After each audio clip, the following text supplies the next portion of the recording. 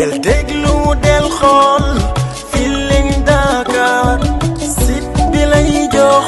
information yu leer Feeling Dakar yaa ngi Feeling Dakar di nga am info yu leer ci people et sport politique Feeling Dakar yaa ngi fi. parce que ñun dañoo yàgg nekk ci terrain bi di xeexal sénégalais yi donc en gros xam nañ sénégalais lu ñu bëgg ak lu ñuy xaar ci seen justice donc loolu rek lañ ñëw résumé ko ci 4 minutes devant le ministre de la justice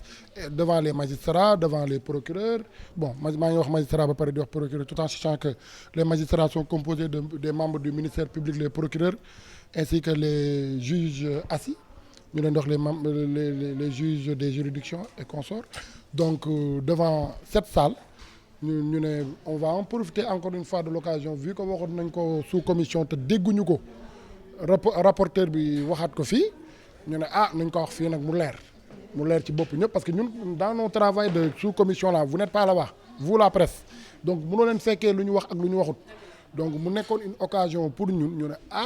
ñun de wax nañ lii ak lii ak lii ak lii ak lii dégguñu ko nag ci kii bi mais certainement dinañ ko jël en compte après ci la ñu grand Bamba Kassé la je pense il nous a dit que lu mu wax noonu c'est un résumé des discussions yu jotoon am mënul wax yëpp donc ma ne ko donc kon alhamdulilah su fekkee tenir nañ ko en compte donc lu ñu wax du lenn lu dul bañ a jugee ci dialogue bi mu nekk une assise pour les magistrats xool ni ñuy def ba ñoŋal ñoom seen ay salaire xool ni ñuy def ba yokk seen année de retraite xool ni ñuy def ñoom ba seen statut ñu gën ko xoolaat ak ñoom yi seen baax na lool parce que loolu day permettre ñu mën a lutter contre la corruption au niveau de la magistrature man je suis pour ñu mettre tous les magistrats dans de très bonnes conditions de telle sorte que kuñ ci jàpp ci corruption ñu xam ni yow nekkul ne lu ñu lay faya ndaw nekkul ne da ngaa nekkul ci ay conditions yu baax mais da ngaa doyadi te da nga dëng c'est-à-dire question d'éthique ak question de morale la parce que man même su fekkee dara mënu koo justifier les policiers ou gendarmes yi ñuy fay 70 000 les auxiliaires de police booy fay 70 000 wala 80 000 nga teg ko ci tali bi ku mu duraataloo laaj ko 2 000 en grosso modo yow mi ko fay 80 000 te nga xam ne région de Dakar bi waxuma Dakar sax waaye en dehors de Dakar 80 000 par fin du mois yorul kenn. donc kon suñ ko corrompre ba fay ko ba jox ko 1000 francs ak ñetti téeméer yow am nga ci en grande partie am nga ci responsabilité mais rien ne peut justifier cela encore une fois rien ne peut justifier un acte de corruption dans ce pays moo tax ñu ne d'accord nañu statut magistrature magistrat yi ñu gën leen a ñoŋal seen nekkin ba nga xamante ni képp kuñ ci jàpp parce que la corruption ça y est dans la magistrature tout à l'heure maa ngi dégg koy wax nañu bàyyi sénégalais yi ñuy joxe seen xalaat ci magistrature bi président fayu leen ministre fayu leen c'est l'argent du contribuable te ci la ñu bokk même soo amul salaire même su fekkee sénégalais bi ñu yaayam ëmb te juddugul sax mi ngi fay magistrat yi parce que suñu ressources naturelles yi ñun ñëpp ko bokk te ci yooyu noonu ni ñuy jël def ci budget national di leen fay donc ñun nag mënuñu fay benn mbir ba pare ñu ne doo leen ci wax soo si waxee ñu ne la outrage à magistrat ci rek teggin d'accord nañ bu kenn saaga benn magistrat kenn saaga dafa warul kenn que ça soit mu nekk un citoyen lambda wala mu nekk magistrat loolu daal la ñu fi wax ak aussi rappeler suñu proposition yi ñu defoon en sous-commission muy la suppression des articles tels que L29 ak L30 daaw ci heure bi réew mi yëngu woon na trop la moo tax mu yëngu que dañoo bëgg a génnee benn cas potentiel adversaire lañ bëgg a génnee ci course bi condamnation bi méttiwul nit ñi de dara méttiwul kenn mais xam ni ci yu ñàkk a fayda pour des affaires de diffamation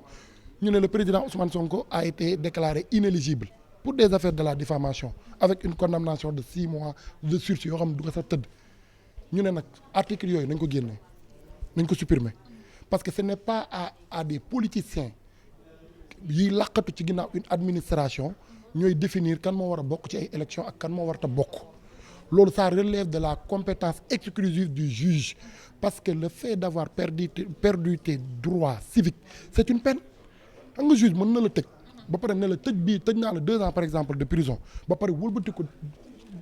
juge waat la beneen jugement ne la au-delà de cette peine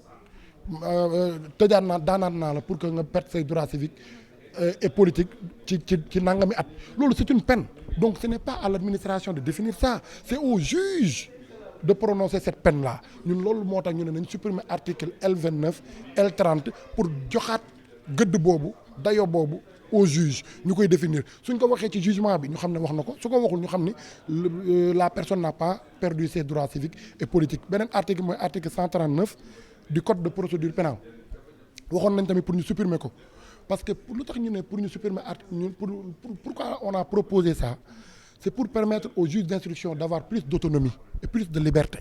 xam nga dafa am ay articles yu ñuy wax ci droit pénal les articles contre les infractions de l'État ce sont les articles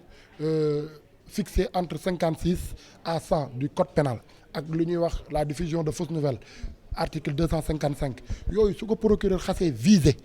ba requérir le mandat de dépôt dañu ne le juge d'instruction est tenu de placer l'inculpé sous mandat de dépôt maanaam kooku kenn laaju ko xalaatam et ça sera avec ou sans preuve du parquet loolu ñu teg ko fen moo tax ñu ne pouvoir absolu boobu ñu jox procureur nañu supprimer article 139 mu jeex nga xamante ne désormais procureur moom mëne na mooy chargé la mais su la chargé tee ba pare soo demee ci juge des libertés wala nga dem ci juge d'instruction boobaa kenn benn article taxaw ne par force da nga am obligation placer kii sous mandat de dépôt parce que loolu tey moo feesal suñu kaso yi entre autres donc yii lañ fi doon waxtaane daal aujourd'hui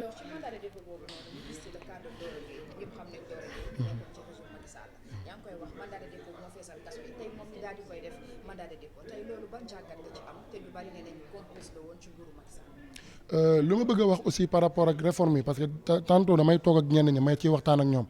ma leen ñun on a tellement envie de réformer que dañoo soo sàgganee sax ñu jël kaso yi neexal ko bu mu gën a neex ci biti te loolu erreur monumentale mënu ko weesu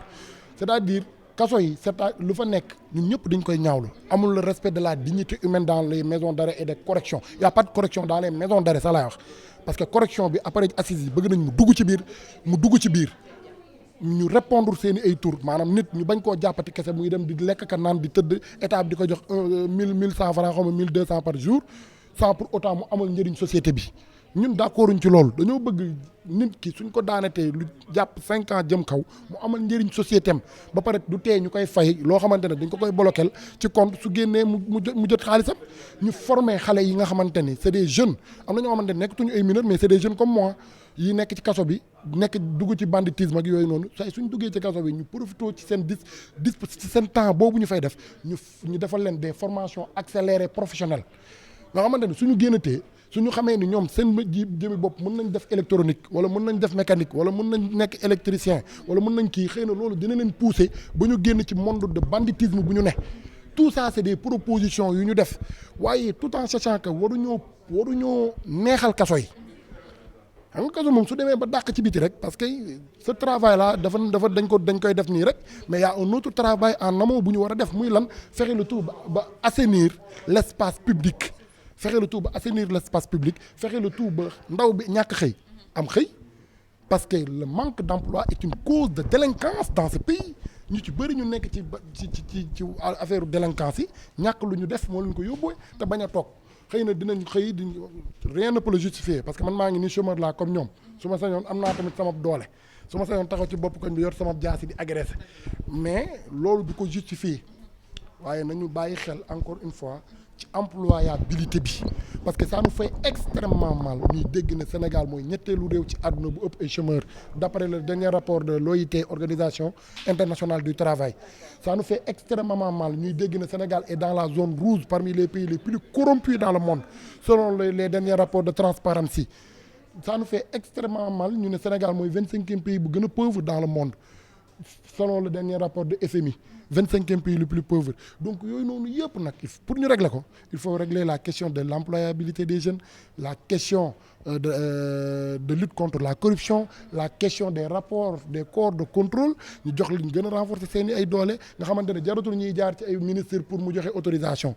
dañuy dem saisir directement le procureur mu mettre en mouvement l'action publique ku luubal nga goxi wala nga dem kaso. Voilà, bon, pour le cas de Doro Gueye man je xaw ma nag dossier bi exactement lan moo ci nekk mais en droit li ma jàng loolu laa mën a tari en droit il y a certaines infractions qui ne nécessitent pas le placement sous mandat de dépôt obligatoirement mais il y a de manière parallèle de l'autre côté des infractions yoo xamante ne suñ ko xasee ba viser le mandat de dépôt devient obligatoire moom laa la doon wax sànq ba dem na ci article 139 bi ci loolu laa la doon wax donc xawma lan lañ koy toppee xawma lu nekk ci biir dossier bi mais quoi qu'il en soit nañu privé du Doro Gueye kese parce que moom moo am tur mais am na ñoo xamante ne amuñu tur te ñu ngi croupir dans les prisons ci luñ deful dañ leen tuumaal ñii ñu ngi leen jiiñ viol ba léegi 2 ans 3 ans kenn attewu leen ñii ñu ngi leen di tuumaal loo xamante ne defuñu ko ba léegi kenn xamul kan la ils sont en train de croupir 3 ans wala 4 ans 5 ans même de détention provisoire yooyu tamit ay cas la bu ñu jël mbir mi ñu personnaliser ko ci Doro Gueye kese nañu jël mbir mi ñu généraliser ko ba sénégalais bi ak foo mënti bokk koo mënti doon nga mën a sentir sa bopp ci doxalinu yoon ci réew mi et pour cela il faut que ñu yokkaat juste magistrats yi 530 magistrats ñoo am pour une population de 18 millions et quelques habitants soit un magistrat pour 33 000 habitants soit 3 magistrats pour 100 000 habitants alors que soo demee France nga dem Allemagne nga dem feneen ak feneen 15 magistrats ñooy assurer 100 000 habitants loolu amul Sénégal donc loolu problème la loolu mooy premier problème de la justice c'est-à-dire nañu renforcer ce gap bi am ci magistrature bi maa ngi dégg ñu ne greffier yi magistrats yi sax d'ailleurs ñoo leen ëpp parce que greffier ils sont au nombre de 400 te alors que soo demee ci ratio international dañu ne un magistrat pour 2 greffiers mais Sénégal amaguñu un magistrat pour 1 greffier parce que le nombre des magistrats sont au nombre de 530 le nombre de greffiers sont au nombre de 400 donc ñee ñoo leen ëpp te en réalité un magistrat bu nekk ñaari greffier la war a am pour que doxalinu justice mën a jaar yoon lenteur yi ñuy gis ci justice bi ñu mën ko dégager un peu est-ce que yaa ngi comprendre lu ma donc les avocats parlons des avocats soo demee Gabon un avocat c'est pour 9000 habitants au Sénégal un avocat c'est pour 45 000 habitants gab boobu ñu teg ko fan 401 avocats moo am ci Sénégal donc ça ce sont des chiffres qui nous parlent ce sont des chiffres qui nous interpellent c'est des problématiques yoo xamante ne tant que réglé wuñ ko mënuñoo régler la question de la justice et que je pense que soulever nañ ko dans les sous-commissions actuellement nous sommes en train de travailler avec les 2 commissions qui existent la réforme et commission la modernisation de la justice et nous espérons qu'à l'issue de cet entretien qu'à l'issue de cet exercice nous nous présenterons au peuple sénégalais la meilleure justice bi nga xamante ne moom la ñu yàgg rêver en fait. del déglu del xool Feeling Dakar site bi lay jox information yu leer Feeling Dakar yaa ngi Feeling Dakar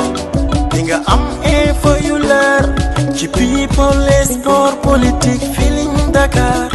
yaa ngi Feeling Dakar